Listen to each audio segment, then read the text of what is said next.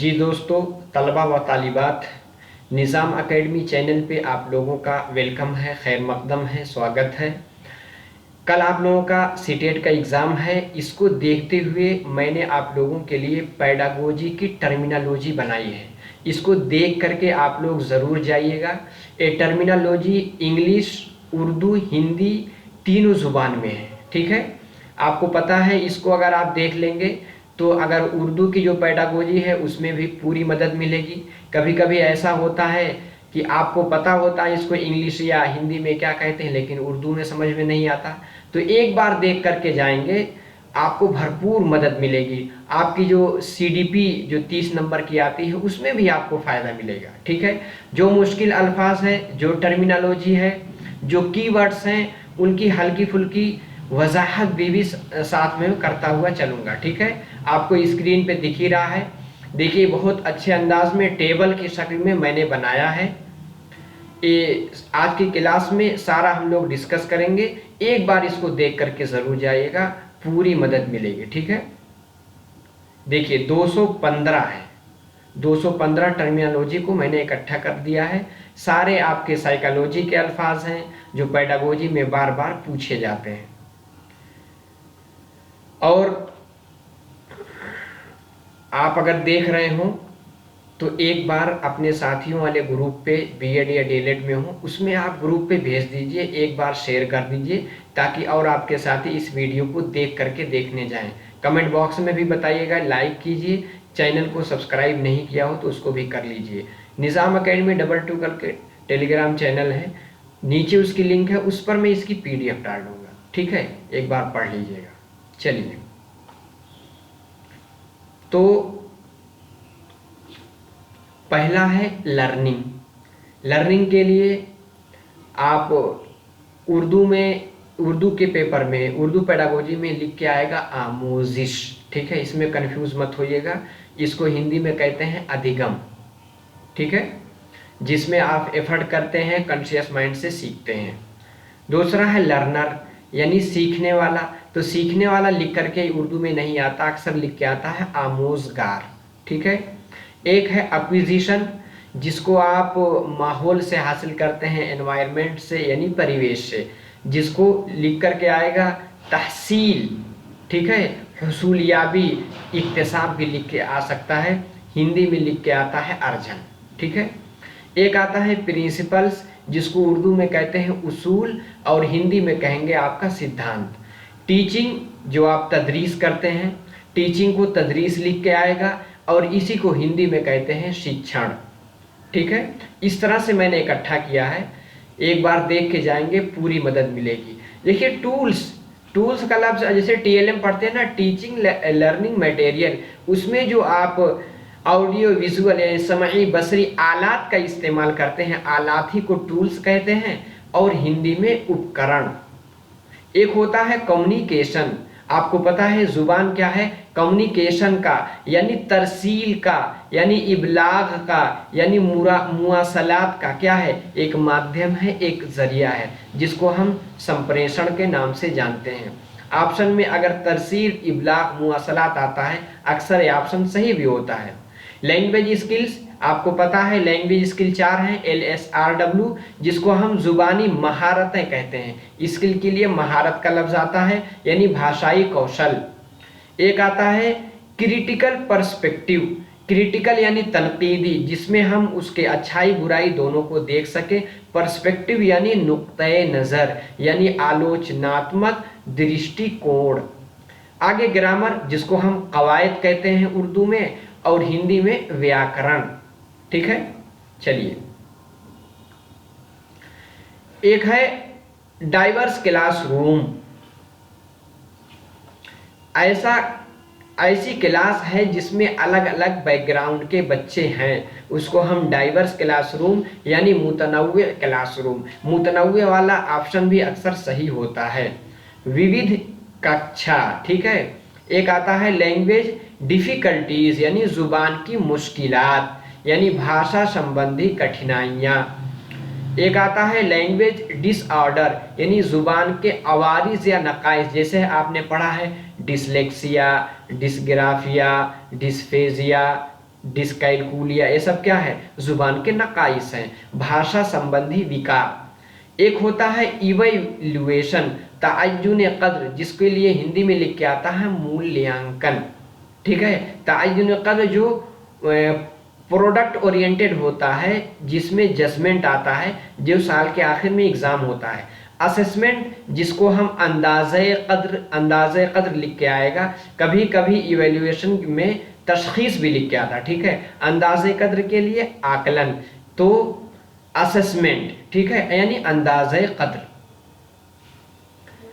एक आता है लैंग्वेज कॉम्प्रीहेंशन, यानी जुबान की तफहीम, यानी जुबान हम किस तरह से समझेंगे, यानी भाषा की समझ। लैंग्वेज प्रोफिशिएंसी, यानी जुबान में महारत। आप जुबान की जो चारों स्किल है, यानी सुनना, बोलना, पढ़ना, लिखना, उसमें आप माहिर कितने हुए, यानी भाषा प्रवीणता। आगे है टीचिंग लर्निंग मटेरियल, जिसको आप टीएलएम के नाम से जानते हैं, यानी तदरीसी आमोजिशी मवाद, यानी शिक्षण अधिगम सामग्री, जिसमें ऑडियो विजुअल, विजुअल ऑडियो, यानी समझी बसरी करके जो आलात होते वही है। मल्टी मीडिया मटेरियल्स, यानी मल्टीमीडिया मवाद। मटेरियल के लिए क्या लिख के आएगा, मवाद, यानी मल्टीमीडिया सामग्री। आगे है मल्टीलिंगुअलिज्म, यानी कसीर लसानियात, यानी बहुभाषिकता। एक क्लास है, उसमें अलग अलग बैकग्राउंड के बच्चे हैं, कोई हिंदी बोलता, कोई उर्दू बोलता, कोई तेलुगु बोलता, कोई तमिल बोलता, कोई मलयालम बोलता, कोई पंजाबी बोलता, कोई बांग्ला बोलता। ऐसे ये सब क्या है, बहुभाषिकता। बहुभाषिकता एज अ रिसोर्स है, एज अ एसेट है, इसको हम अच्छा मानते हैं। ठीक है, मल्टीलिंगुअल रिसोर्स, यानी कसीर लिसानी वसाइल, यानी बहुभाषी संसाधन। आगे है रिमेडियल टीचिंग। आपको पता है असेसमेंट फॉर लर्निंग जब आप करते हैं, पहले क्या करेंगे, आप डायग्नोस्टिक टेस्ट करते हैं, यानी तशखीसी जांच, यूनिट टेस्ट लेकर के, कुछ पढ़ा करके आप जो यानी चेक करते हैं, आपको उसमें तशखीसी जांच हो जाती है कि बच्चा किस फील्ड, कौन सा कंसेप्ट उसका क्लियर नहीं है। फिर जब पढ़ाएंगे तो उसको रिमेडियल टीचिंग, उर्दू में लिख के आएगा इस्लाही तदरीस या मुआलजाती तदरीस, दोनों लिख के आ सकता है, यानी उपचारात्मक शिक्षण और डायग्नोस्टिक, यानी निदानात्मक परीक्षण। आपको पता है बुखार होगा, डॉक्टर पहले टेस्ट लेगा, आपका ब्लड टेस्ट लेगा, वही क्या है, डायग्नोज करेगा किस वजह से बुखार है। तो आप कुछ पढ़ा करके पहले टेस्ट लेंगे, अगर कोई कंसेप्ट क्लियर नहीं है तो दोबारा पढ़ाएंगे, उसको रिमेडियल टीचिंग कहेंगे।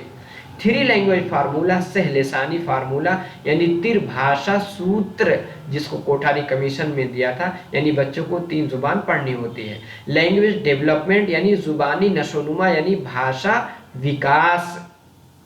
ठीक है, चलिए आगे है स्टेजेस ऑफ डेवलपमेंट। जो नशोनुमा है, डेवलपमेंट के लिए नशोनुमा लिख के आता है। नशोनुमा के मराहिल, यानी विकास के चरण क्या हैं। एक है फोनेम, सौतिया, जिसको सोनिम, ठीक है, यानी फोनेम, जैसे बा, ता, चा, यही। मॉर्फेम, जिसको सर्फिया, यानी इल्मे सर्फ, इल्मे सर्फ। इल्मे सर्फ में क्या होता है, हम वर्ड के बारे में सीखते हैं, वर्ड कैसे बनता है, उसका वाहिद कैसे बनता है, उसकी जमा कैसे बनती है, उसकी ज़िद कैसे बनती है, जिसको हम रूपिम कहते हैं। ठीक है, सिंटेक्स, यानी नह, इल्मे नह, इसमें हम सेंटेंस का स्ट्रक्चर, यानी फेल कहाँ आएगा, फाइल कहाँ आएगा, मफूल कहाँ आएगा, वाक्य विन्यास कहते हैं। एक आता है सेमेंटिक, यानी लिसानी इल्म मानी, इसमें है मीनिंग के बारे में बातें करते हैं, यानी कहाँ किसका कौन सा लफ्ज़ कौन सा माना जाएगा, कहाँ मरना लिख के आएगा, कहाँ शहीद, जो वतन के लिए, जो दीन के रास्ते में जिसका इंतकाल हो तो उसके शहीद हो गया। ठीक है, और अगर कोई किसी को मारते हुए किसी की जान ले रहा तो उसमें मारा गया, वहाँ शहीद हुआ थोड़ी कहा जाएगा। ठीक है, तो सेमेंटिक यानी अर्थ विज्ञान, उसके बारे में कहाँ कौन सा लफ्ज़ यूज़ होगा। ठीक है, जैसे इंग्लिश में एक्सपायर कर गए, एक्सपायर दवा होती, इंसान नहीं होता, उसके लिए क्या आता है, ही इज़ नो मोर, यानी अब वो नहीं रहे, यानी वो उन्होंने दाइए अजल को लब्बैक कह दिया। ठीक है, चलिए सेलेबल, यानी लफ्ज़ की हरकत। सेलेबल होता है, जैसे होता है बा, यानी तो 2 सेलेबल हुआ, जैसे ब्यूटी और फुल क्या है, 2 सिलेबल, उसी को कहते हैं लफ्ज़ की हरकत।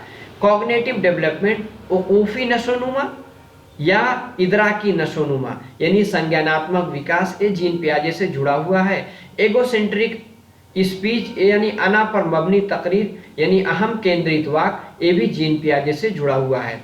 आगे है सेल्फ सेंटर्ड, खुद मरकूज यानी अहम केंद्रित, ये भी जीन पियाजे ही कहते हैं कि बच्चा जो 3 साल में खुद ही से बोल बोल के बात करता है वो क्या है, सेल्फ सेंटर्ड होता है।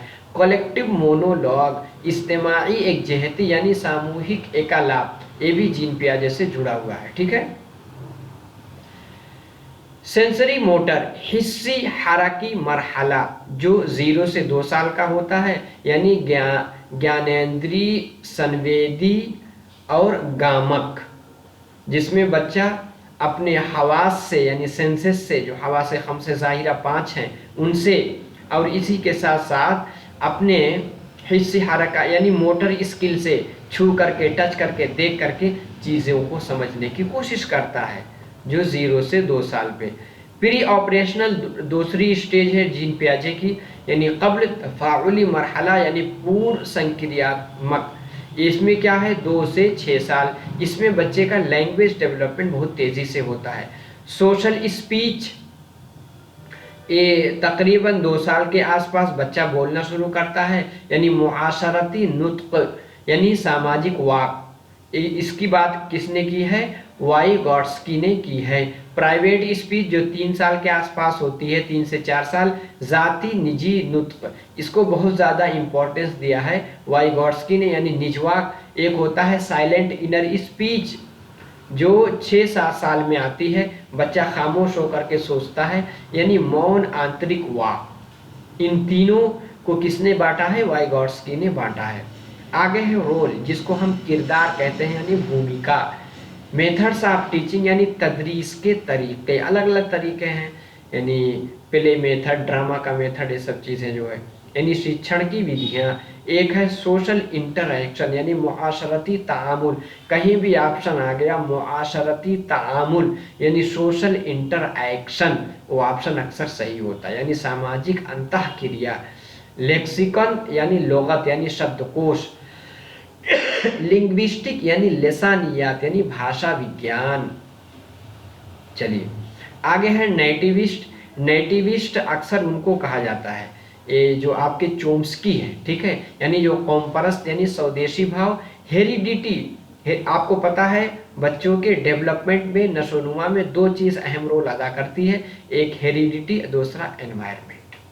एनवायरनमेंट यानी माहौल, हेरिडिटी यानी वरासत, जो आनुवंशिकता में चीज़ें मिलती हैं।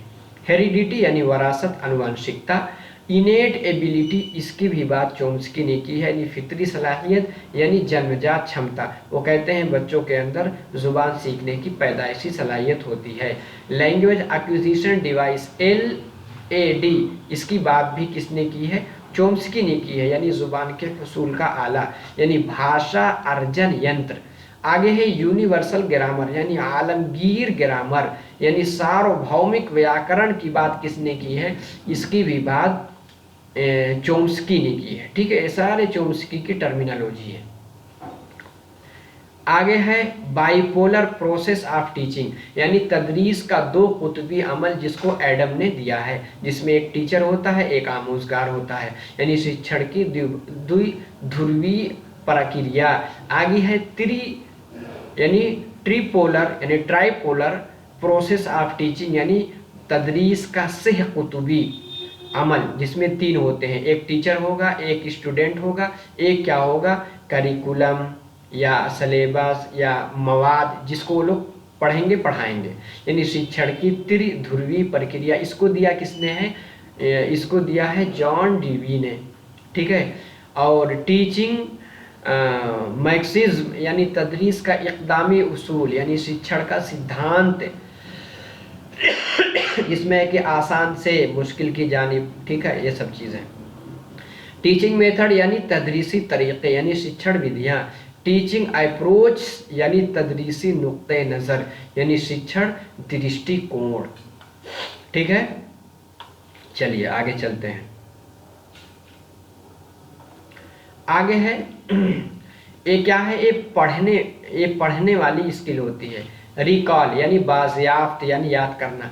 जैसे आपने कोई लफ्ज़ सीखा, उसको आपने मेमोरी में महफूज कर लिया। अब जब कहीं 2 महीना 4 महीने के बाद आप पढ़ेंगे तो आप दोबारा रिकॉल करेंगे बाजिया, अच्छा हाँ इस लफ्ज़ का ये माना होता, मैंने पढ़ा था, यानी याद करना उसी को कहेंगे। रिमेंबर यानी बहुत दिनों तक याद रहना यानी स्मरण रखना।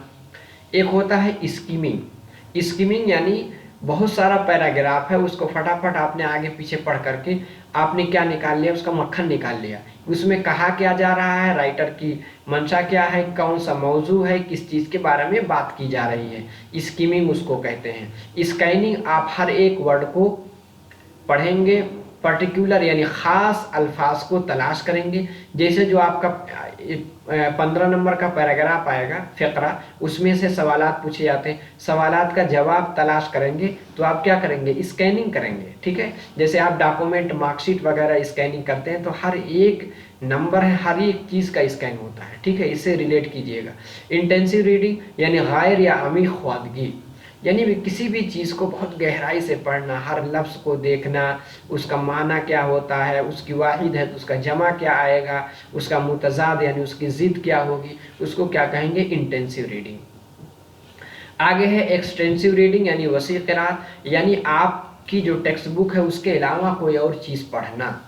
जैसे आप बाज़ार से चंपक ला करके उर्दू में या इंग्लिश हिंदी में पढ़ रहे हैं, वो सब क्या है, वसी यानी एक्सटेंसिव यानी अतिशय पठन है। आगे है लाउड रीडिंग, आवाज़ें बुलंद ख्वाबगी यानी ससर पठन, ये छोटी जमात में बहुत अच्छा होता है। बुलंद आवाज़ से पढ़ेंगे, पता चलेगा कि तलफ़ुज़ सही है कि नहीं, उसकी दुरुस्तगी हो सकती है। साइलेंट रीडिंग यानी खामोश क़िराअत, ये स्कूलिंग के बाद ज़्यादा इफ़ेक्टिव है। इसमें बच्चा जो स्टूडेंट है बहुत तेज़ी से पढ़ता है और समझता है। कैलीग्राफी जो खुशखत यानी सुलेख यानी अच्छे अच्छे अल्फाज में जो लिखा जाता है। ट्रांसक्राइबिंग नकल करना यानी प्रतिलिपि बनाना, जैसे ऐसे ऐसे डांट डांट करके छोटे बच्चों की किताब में होती, बच्चों उसको देख करके इसे बना देते हैं बा। ठीक है, उसको ट्रांसक्राइबिंग कहते हैं।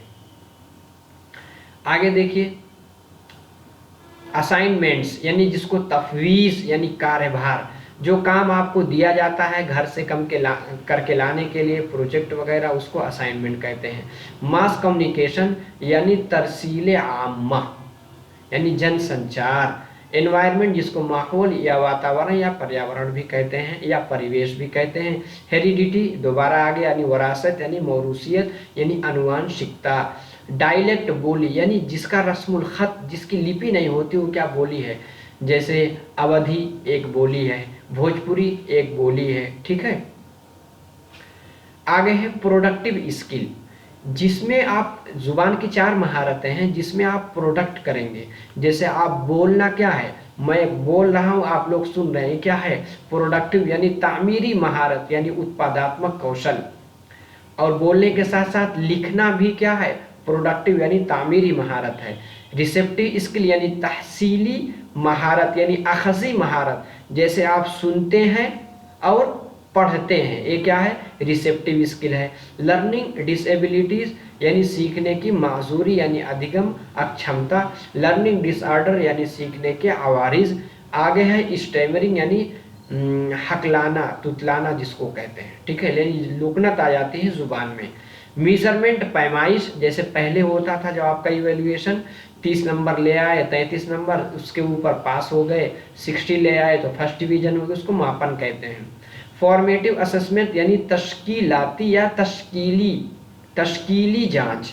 तश्कीली जांच जो होता है यानी तालीम के दौरान, यानी जो डायग्नोस्टिक टेस्ट के लिए होता है वो तश्कीली जांच होता है यानी रचनात्मक आकलन। आगे है समेटिव जो तकमीली जांच, जो साल के आखिर में होता है, जजमेंटल होता है, प्रोडक्ट ओरिएंटेड होता है, उसके बाद आप अगली जमात में प्रमोट कर जाते हैं, उसको तकमीली जांच यानी योगात्मक मूल्यांकन। कॉन्टिन्यूअस कॉम्प्रिहेंसिव इवेल्युएशन, कॉन्टिन्यूअस के लिए मुसलसल, कॉम्प्रिहेंसिव के लिए जामे और इवेल्युएशन के लिए मूल्यांकन सतत एवं व्यापक मूल्यांकन। कॉन्टिन्यूअस जब से बच्चा जमात में दाखिल हुआ, 7th क्लास में गया, तब से शुरू से आखिरी फाइनल एग्ज़ाम, सालाना एग्ज़ाम तक उसका इवेल्युएशन हो रहा है, उसको कॉन्टिन्यूअस। कॉम्प्रिहेंसिव हर एक एस्पेक्ट से, पेपर पेन में कैसा है, खेलने में कैसा है, गाने में कितना अच्छा है, और कौन सी उसकी स्किल्स है, सारी स्किलों को देखा जाता है। यानी करिकुलर को करिकुलर यानी निसाबी हम निसाबी दोनों सरगर्मियां देखी जाती हैं। ठीक है, कि बच्चा स्कूलेस्टिक और को स्कूलेस्टिक दोनों फील्ड में कितना अच्छा है। वही स्कूलेस्टिक एस्पेक्ट यानी तालीमी पहलू, शैक्षिक पहलू क्या है, पेपर पेन वाला। को स्कूलेस्टिक शरीके तालीमी पहलू, जिसको आप समझ सकते हैं खेल में कितना अच्छा है, उसके अखलाक कितने अच्छे हैं, उसके ताल्लुकात कितने अच्छे हैं, और कौन से गाने में कितना अच्छा है, और कोई स्पोर्ट वगैरह और दूसरे स्पोर्ट में कितना अच्छा, वो सब देखा जाता है।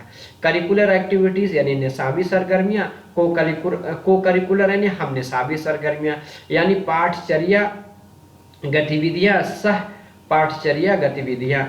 एटीट्यूड यानी रवैया, जिसको हम अभिवृत्ति, यानी किसी चीज़ को लेकर के आपका एटीट्यूड कैसा है, आप किस चीज़ को किस तरह से सोचते हैं, लेते हैं। जैसे एक है टीचर को एक तालिब इल्म यानी आमोजगार देखता है, देखते ही सलाम करता है, हाथ मिलाता है, उसका रिस्पेक्ट करता है, देख करके बच्चे खड़े हो जाते हैं, वहाँ से चले जाते हैं, तो क्या कहेंगे, बहुत अच्छा उनका रवैया है, यानी एटीट्यूड बहुत अच्छा है। एक आता है वैल्यूज यानी अक़दार यानी मूल्य, किसी चीज़ को आप कितनी अहमियत देते हैं। ठीक है। एक होता है एप्टीट्यूड, एप्टीट्यूड का ताल्लुक अहलियत से है यानी काबिलियत से है। जैसे सीटेट का एग्ज़ाम इसलिए हो रहा है, देखा जा रहा है क्या आपके अंदर टीचर बनने का एटीट्यूड है, एटीट्यूड नहीं सॉरी एप्टीट्यूड है यानी अहलियत है, अभिक्षमता है। ठीक है, तो एटीट्यूड एप्टीट्यूड में डिफरेंस है। एप्टीट्यूड यानी अहलियत का एग्ज़ाम होता है, जो आपका सीटेट का एग्ज़ाम हो रहा है ये अहलियती एग्ज़ाम है। इस चीज़ को जानने की कोशिश की जाती है क्या आपके अंदर टीचर बनने के गुण हैं। इसी के साथ जब सिविल सर्विस का एग्ज़ाम होता है उसमें भी, जो प्री वाले एग्ज़ाम होते हैं उसमें भी एप्टीट्यूड के सवालात पूछे जाते हैं कि आपके अंदर किसी सिचुएशन को हैंडल करने की सलाहियत है। स्टैंडर्डाइज टेस्ट यानी मेयारी जांच, मानकीकृत, जिसमें वैलिडिटी, जो चीज़ जिसके लिए बना है उस पर फिट आता तो वैलिड है। दुरुस्त, मौजूनियत, माकूलियत यानी वैधता। रिलायबिलिटी, मोतबरियत यानी विश्वसनीयता। बार बार जांच करने पर अगर रिजल्ट सेम आता है तो उसको क्या कहेंगे, रिलायबल। जैसे सीटेट का पेपर पहले कई शिफ्टों में होता था, आपने एक शिफ्ट में दिया, दूसरी शिफ्ट में भी आप बैठ कर देने के लिए, तो दोनों में तकरीबन नंबर सेम आता है, तो कहेंगे जो पेपर जो बने हैं अलग अलग सेट, ये क्या है, ये रिलायबल है। ठीक है। आगे है ऑब्जर्वेशन यानी मुशाहदाती तरीका, आप बच्चे को पूरे साल ऑब्जर्वेशन करते हैं।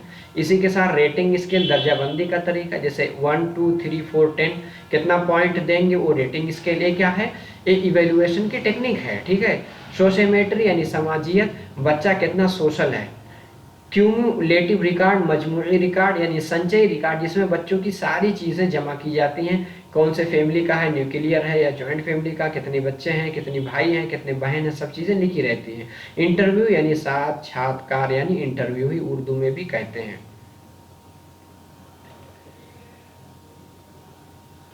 ये हो गया। ठीक है।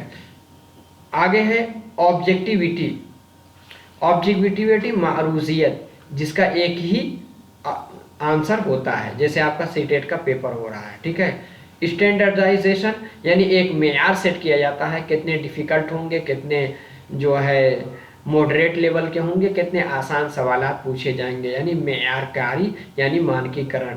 प्रैक्टिकलिटी यानी अमली तौर पर देखा जाएगा, इसको अमली तौर पर यानी ये अपने जो पूछे जा रहे हैं यूज़ के लायक है कि नहीं, अमली तौर पर यानी काबिल अमल। ठीक है। व्यवहारता। नॉर्म रेफरेंस टेस्ट यानी मेयार से मुताल्लिक़ जांच, ये जो नॉर्म रेफरेंस टेस्ट यानी मानक संदर्भित परीक्षण। एक होता है क्राइटेरियन रेफरेंस टेस्ट यानी कसौटी से मुताल्लिक़ जांच, यानी मानदंड संदर्भित परीक्षण। दोनों चीज़ आप समझ लीजिए। नॉर्म रेफरेंस टेस्ट, जैसे जब आपका कहीं कंपटीशन में जॉब के लिए जो आप एग्ज़ाम देते हैं, जैसे सुपर टेट वगैरह होता है, केवीएस का एग्ज़ाम होता है, उसमें नॉर्म रेफरेंस टेस्ट होता है। यानी अगर 5 सीट है, मान लो 10 सीट है और 10 बच्चे 90% से ऊपर लाए हैं, तो ऊपर से जो 90% से ऊपर वाले 10 बच्चे हैं उन्हीं का सिलेक्शन होगा। यानी नॉर्म, एक मेयार बनाया गया है। और क्राइटेरियन रेफरेंस टेस्ट जैसे आपका सीटेट वाला एग्ज़ाम है, इसमें क्या है, 90 नंबर जितने भी बच्चे ले आए, 90 नंबर अगर आप ले आते हैं 60%, तो क्या कहा जाएगा, आप जो है आपका सीटेट क्लियर है। ठीक है, तो एक क्राइटेरिया बनाई गई है, जिस तरह से एग्ज़ाम में होता है 33% से ऊपर लाए तो पास हो गए, वो कसौटी से मुताल्लिक जांच होती है। ठीक है, 100 टर्मिनोलॉजी हमने की है, एक बार कमेंट बॉक्स में भी बताइए कि आपको समझ में आ रहा है कि नहीं, ये मुफीद होगा कि नहीं, कितना इफेक्टिव है, समझ रहे हैं। बहुत ही मेहनत करके आप लोगों के लिए तीनों ज़ुबान में मैंने इकट्ठा किया है। ठीक है, और अभी तक शेयर नहीं किया है तो अपने ग्रुप में भेज दीजिए, जो भी आपका कॉमन ग्रुप है मेरे कहने से भेज दीजिए, क्योंकि लास्ट टाइम में अगर बच्चे देख लेंगे तो काफ़ी लोगों का भला हो जाएगा। कोई कंपटीशन है नहीं, ज़्यादा से ज़्यादा लोगों का अगर सीटेट निकल जाता है, क्योंकि कर भला तो हो भला। ऑब्जर्वेशन यानी मुशाहदाती तरीक़ेकार, ठीक है, तो हो गया था इंटरव्यू तक। ठीक है, हाँ, एक होता है एडजेक्टिव जिसको कहते हैं सिफत यानी विशेषण, एक होता है प्रोनाउन यानी ज़मीर जिसको ज़मीर कहते हैं यानी सर्वनाम, जो नाउन की जगह इस्तेमाल होता है, और है सिनोनिम्स यानी मुतरादिफ। ये आपके जो पैराग्राफ वाले आएंगे उसमें सिनोनिम्स यानी मुतरादिफ, मुतरादिफ का मतलब सिनोनिम्स, जो एक जैसे अल्फाज, यानी जिसको पर्याय, जिसको आप कहते हैं कि पर्यायवाची यानी समान अर्थी। एक आता है मुतजाद, मुतजाद यानी एंटोनिम यानी विलोम, विपरीत अर्थक। आगे है एडवर्ब यानी मुताल्लिक़ फ़ेल जिसको तमीज़ भी कहते हैं यानी क्रिया विशेषण। चलिए, एक आता है स्ट्रेटजी यानी किसी भी चीज़ को करने की आपने क्या रणनीति बनाई है यानी हिकमत अमली। एक आता है चैलेंजेस जिसको चुनौतियां कहते हैं, उर्दू में चैलेंजेस ही आता है। क्रिएटिव स्किल यानी तख्लीकी महारत, जिस ऑप्शन में बच्चा ज़्यादा क्रिएटिव यानी खुद करके सीखेगा, जिसमें डाइवर्जेंट थिंकिंग लगाएगा, जो प्रॉब्लम को सॉल्व खुद ही करेगा, लर्निंग बाय डूइंग होगी, ये सब ऑप्शन सही होते हैं। तख्लीकी महारत यानी रचनात्मक कौशल। एक होता है कंक्रीट ऑब्जेक्ट यानी मादी अशिया यानी मूर्त वस्तु, जिसको इंद्रियों से, जिसको सेंसेस से यानी हवा से खम्स ज़ाहिरा यानी देख करके, चख करके, सूंघ करके, टच करके आदमी जानता है, उसको क्या कहते हैं, कंक्रीट ऑब्जेक्ट। एक होता है एब्स्ट्रैक्ट ऑब्जेक्ट जिनको सिर्फ महसूस किया जाता है, जो मुजर्रद अशिया यानी अमूर्त वस्तुएं। ठीक है, चलिए, एक आता है अनेक्डोटल रिकॉर्ड। ये क्या है, ये आपके इवेल्युएशन की टेक्निक है। अनेक्डोटल रिकॉर्ड यानी वाकयात पर मबनी रिकॉर्ड। अनेक्डोटल रिकॉर्ड कभी बच्चे ने क्लास में टीचर ही को गाली दे दिया, कभी ऐसा हुआ किसी बच्चे को किसी चीज़ को उठा करके मार दिया, उसका सर ही फूट गया। ऐसी एक्टिविटीज़ जो बहुत कम सादिर होती हैं, ऐसा कुछ बच्चे ने किया, उसको क्या कहते हैं, अनेक्डोटल रिकॉर्ड, वो रिकॉर्ड में लिख लिया जाता है। ठीक है, यानी उपाख्यानात्मक रिकॉर्ड। एक होता है पोर्टफोलियो, बार बार पूछा गया है उर्दू पेडागोजी में खास तौर पे। पोर्टफोलियो है, उसमें बच्चों के अचीवमेंट, जो कुछ बच्चों ने हासिल किया है किसी कंपटीशन में, किसी क्यूज़ में, बैतबाजी में, किसी खेल में, जो कुछ उसको प्राइज़ मिला है, उसको सीवी की शक्ल में, इसी पेन ड्राइव की शक्ल में, फ़ोटो की शक्ल में पोर्टफोलियो में जमा किया जाता है। टेक्स्ट बुक यानी दरसी किताब यानी पाठ्य पुस्तक। ऑडियो विजुअल यानी समाई बसरी यानी श्रव्य दृश्य। एक होता है चिल्ड्रन लिटरेचर यानी बच्चों का अदब, बाल साहित्य जैसे चंपक वगैरह। आगे है एक्टिविटी बेस्ड मटेरियल यानी सरगर्मी पर मबनी मवाद, गतिविधि आधारित सामग्री, जैसे बच्चों को कोई एक्टिविटी कराएं, किसी फील्ड में ले गया, कि फील्ड ट्रिप पे लेकर चले गए, किसी म्यूजियम में लेकर चले गए, किसी मॉल में लेकर चले गए, वहाँ उसके बाद उसके बेस पे बच्चों से कोई चीज़ लिखा रहे हैं, पढ़ा रहे हैं, या उस पर बोलिए जो देख कर आए हैं, इसको एक्टिविटी बेस्ड मटेरियल कहते हैं। बाइलिंगुअल ज़ू लिसानी, जिसमें 2 ज़ुबान का इस्तेमाल किया जाता है, ठीक है, यानी द्विभाषिकता। और टेक्सोनोमी यानी दर्जाबंदी, जैसे ब्लूम्स की टेक्सोनोमी, उसको दर्जाबंदी कहते हैं। क्लासिफिकेशन दर्जाबंदी यानी वर्गीकरण। इंस्ट्रक्चरल यानी इंस्ट्रक्शनल ऑब्जेक्टिव यानी तदरीसी मकासिद। तदरीसी मकासिद ब्लूम ने 3 कायम किए हैं, ठीक है, यानी तदरीसी मकासिद जिसको हम शैक्षिक उद्देश्य कहते हैं, क्योंकि पहले इसको फिट नहीं किया गया था कि हम बच्चों को स्कूल में क्या पढ़ाएंगे, वो एक तदरीसी मकासिद को बनाया जाएगा। इसको बनाया था किसने? ब्लूम ने।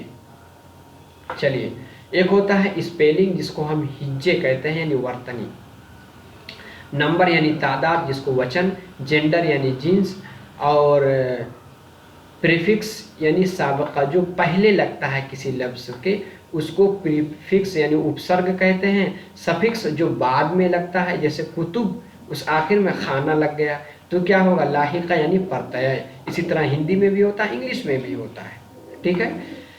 जेंडर जिसको जीन्स कहते हैं। एक होता है सेक्स जो कि क्या होता है? बाय नेचुरल होता है, बायोलॉजिकल होता है। जेंडर इसको इंसान ने बांटा है कि जेंडर यानी मेल है तो फला फला काम करेगा, फीमेल है तो फला फला काम करेगी, जिसको हम जेंडर बायसनेस कहते हैं, जिसको तासुब कहा जाता है, ठीक है।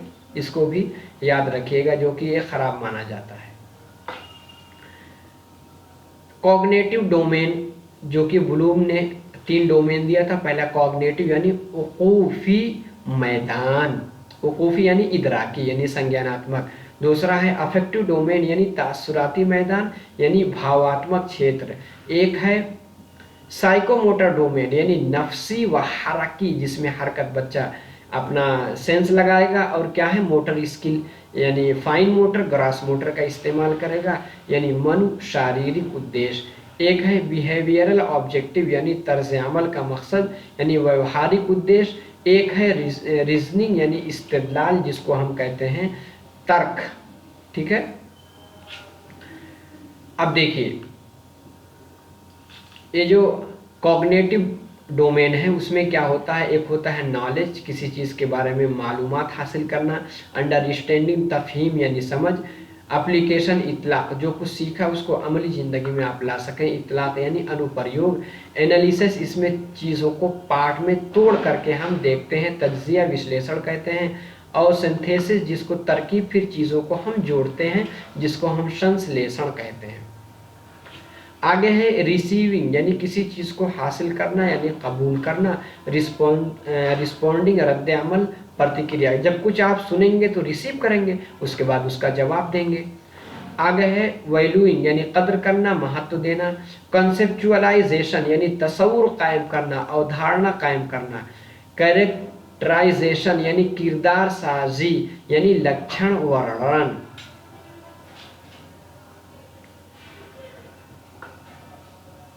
देखिए आगे क्या है? इमिटेशन यानी नकल करना, जिसको हम कहते हैं अनुकरण करना। इमिटेशन यानी नकल करना। और मैनिपुलेशन यानी सलीका बंदी, कार्य साधन जिसको कहते हैं। एक है प्रिसाइजन यानी दुरुस्तगी, शुद्धता। आर्टिकुलेशन यानी तरतील यानी जोड़बंदी। कोऑर्डिनेशन हम आहंगी, जिसको हम समन्वय कहते हैं, ठीक है। 150 अल्फाज हो गए। एक बार बताइए आपको समझ में आ रहा है, वीडियो समझ में आ रही है कि नहीं? फीडबैक ज़रूर दीजिए, ठीक है। माइक्रो टीचिंग यानी खुर्द तदरीस, जिसको हम सूक्ष्म शिक्षण कहते हैं, जिसमें सुपरवाइज़र एक होता है जिसको पर्यवेक्षक कहते हैं। एक सिमुलेटेड एनवायरनमेंट यानी फर्जी माहौल यानी नकली वातावरण, जो कि आपके साथी हैं वही आपके स्टूडेंट बन जाते हैं। फीडबैक जिसको बाजरसी यानी प्रतिक्रिया कहते हैं। स्केल डाउन यानी मुख्तसर करना, घटाना, जिसमें क्लास की टाइमिंग, बच्चे दोनों जो है की तादाद घट जाती है। आगे है स्टिमुलस वेरिएशन यानी हरकी महारत, जब आप पढ़ाएंगे एक जगह बुत बन के नहीं पढ़ाएंगे। यानी उत्तेजना भिन्नता, इंट्रोडक्शन यानी तारुफ कराना, साइलेंस नॉन वर्बल क्लू यानी खामोश और गैर जुबानी इशारात, मौन और गैर मौखिक संकेत, री इन्फोर्समेंट जिसको तक़वियत कहते हैं पुनर्बलन, प्रोबिंग क्वेश्चन यानी तहकीकी सवालात यानी जांच क्वेश्चन। आपने बच्चों से कोई क्वेश्चन पूछा, बच्चा उसका आधा जवाब दिया, लेकिन कोई ऐसा सवाल पूछ लिया जिसमें वो जवाब छिपा है, यही क्या है, तहकीकी सवालात होते हैं। चलिए, अटेंडिंग बिहेवियर यानी तलबा के बर्ताव की निशानदेही यानी व्यवहार की पहचान। आगे है इलस्ट्रेटिंग यानी मिसालों को इस्तेमाल करना, चित्रण। रिपीटेशन यानी इआदा करना यानी पुनरावृत्ति, चेहरे के नुकूश यानी जेस्चरिंग, आपके चेहरे से भी लगे कि आप क्या बताना चाह रहे हैं, कब आप खुश हो रहे हैं, कब नाराज़ हो रहे हैं, जिसको इशारा कहते हैं। और इंटर एक्शन स्टाइल यानी तर्ज गुफ्तगू बातचीत की एक शैली होती है। चलिए, फैमिलियर यानी वाकिफ होना यानी पारिवारिक होना, ठीक है। आगे है साइकोलॉजी जिसको नफ्सियात कहते हैं यानी मनोविज्ञान, इल्म नफ्सियात भी कह सकते हैं इसको, ठीक है, इल्म नफ्सियात।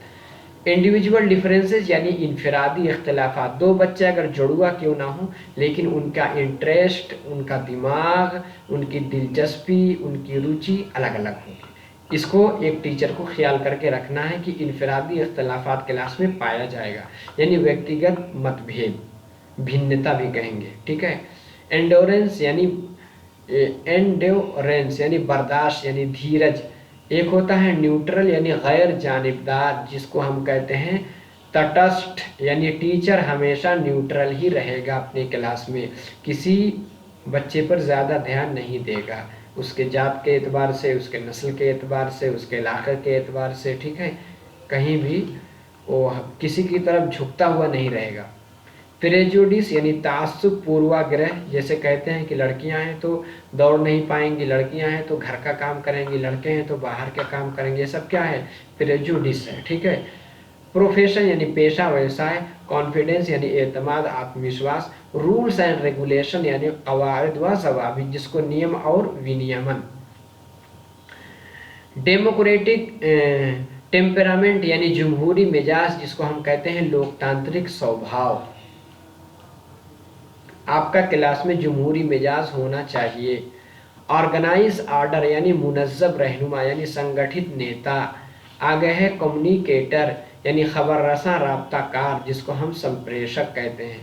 करिकुलम जिसके लिए दरसियात आता है, एक आता सलेबस जिसको निसाब। देखिए सलेबस क्या है, करिकुलम का एक पार्ट है, ठीक है। जैसे करिकुलम आप मान सकते हैं, जैसे आपका सीटेट है, सीटेट का पूरा करिकुलम क्या है, उसमें सीडीपी भी पढ़ना है, चाइल्ड डेवलपमेंट पेडागोजी भी पढ़नी है, 2 लैंग्वेज भी पढ़नी है, ठीक है, उसका भी एक पूरा ये सब मिला करके। जैसे आप अगर सोशल साइंस लिए हैं तो एसएसटी में आपको इकोनॉमिक भी पढ़नी है, पॉलिटी भी पढ़नी है, जियोग्राफी भी पढ़नी है, हिस्ट्री भी पढ़नी है। ये सब पूरा क्या है, एक करिकुलम है जिसको दरसियात कहते हैं, पाठचर्या। सलेबस उसका पार्ट, जैसे उर्दू पेडागोजी का एक सलेबस है, ठीक है, तो सिलेबस करिकुलम का हिस्सा है, याद रखिएगा। फैसिलिटेटर सहूलतकार यानी सुविधा करता, टीचर को क्या होना चाहिए, फैसिलिटेटर होना चाहिए, बच्चे लर्निंग बाय डूइंग करेंगे। क्रिएटिव माइंड यानी तख्लीकी जहन, रचनात्मक बुद्धि जो कि बच्चों में होनी चाहिए। स्टैटिस्टिक यानी शुमारियात यानी सांख्यिकी। टॉपिक्स यानी उन्वानात यानी विषय। एक्सपेरिमेंट्स यानी तजर्बात, अनुभव। फैक्टर्स जिसको अवामिल या कारक कहते हैं। आगे है कल्चर यानी सकाफत जिसको हम संस्कृति कहते हैं, ठीक है। सिविलाइजेशन जिसको हम तहजीब या सभ्यता कहते हैं। इनोवेशन यानी इख्तिरा जिसको हम नवाचार कहते हैं। प्लान यानी मंसूबा जिसको हम योजना कहते हैं। राइट टू एजुकेशन यानी तालीम का हक यानी शिक्षा का अधिकार।